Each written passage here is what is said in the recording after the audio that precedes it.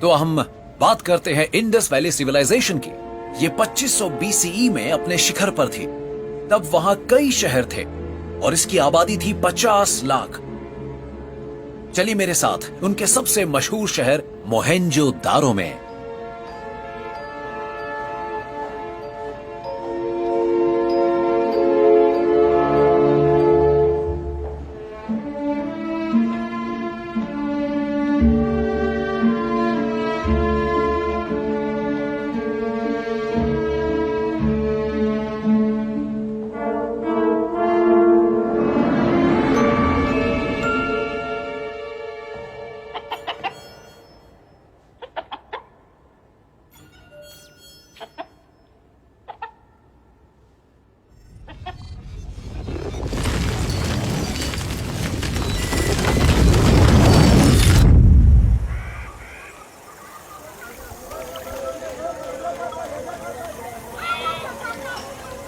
Great bath कहलाने वाले इस पुल का इस्तेमाल कैसे किया जाता था हमें नहीं पता, पर हम ये जानते हैं कि इस शहर को बहुत सोच समझकर बनाया गया था।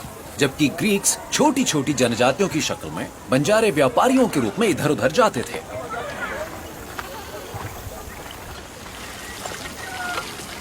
रुकिए, आपने वो आवाज सुनी? सुनिए।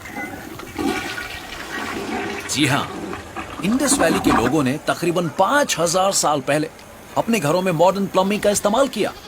यह सुविधा ज्यादातर लोगों को 20वीं सदी के आखिर तक भी उपलब्ध नहीं थी।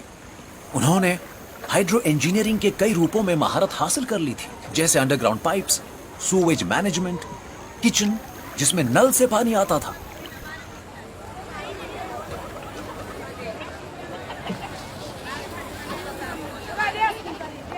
वो दांतों का इलाज करते थे और छोटी से छोटी चीज को भी तराजू से तोलते थे।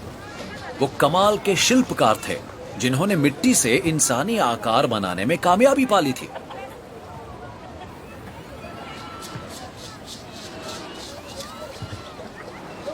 उनके पास लिखित भाषा थी। वो इमारतों पर साइंस लटकाते थे, पर हम आज तक भी उनका मतलब समझ नहीं पाए। वो गेम्स ऑफ चांस खेलने के लिए पासे का इस्तेमाल करते थे और ऐसे ही कुछ और खेल खेल कर अपनी शामें बिताते थे। उनके बारे में एक और दिलचस्प बात है, उन्होंने अपनी कलाकृतियों में ना तो युद्ध दर्शाया और ना ही ढेर सारे हथियार दिखाए हैं। इस बात के सबूत नहीं मिलते कि उनकी योजना के अनुसार बनाए गए शहरों को कभी दुश्मनों ने जलाकर राख कर दिया था। उनके समकालीन साम्राज्यों और मानव के इतिहास में ये बात सबसे अनोखी लगती है।